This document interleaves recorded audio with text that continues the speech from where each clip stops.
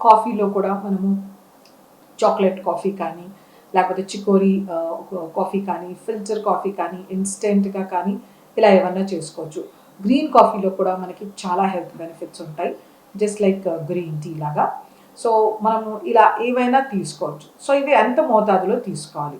So, మనిషి సగటుగా 1-2 కప్పులు are 3 కప్పుల లోపల తీసుకోవచ్చనమాట. మీ కప్ సైజ్ అనేది చాలా ఇంపార్టెంట్. ఇంత కప్పు సైజ్‌లో మనము 2 సార్లు తీసుకుంటే చాలు. చాలా ఎక్కువ క్రేవింగ్ ఉన్నవాళ్ళు, స్ట్రెస్‌లో ఉండేవాళ్ళు ఇంకో కప్పు తీసుకున్నా నష్టం లేదనమాట. మనం కెఫీన్ అనేది ఓవర్‌డూ చెయ్యొద్దు. ఒక 250 మిల్లీగ్రామ్స్ నుంచి 300 మిల్లీగ్రామ్స్ లోపల మనం తీసుకుంటే చాలు.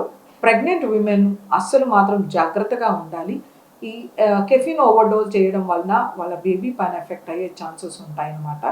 వాళ్ళకి స్లీప్ సైకిల్ డిస్టర్బ్ అవ్వడము, బేబీస్‌లో కూడా డిస్టర్బెన్సెస్ రావడం అనేది జరుగుతుంది కాబట్టి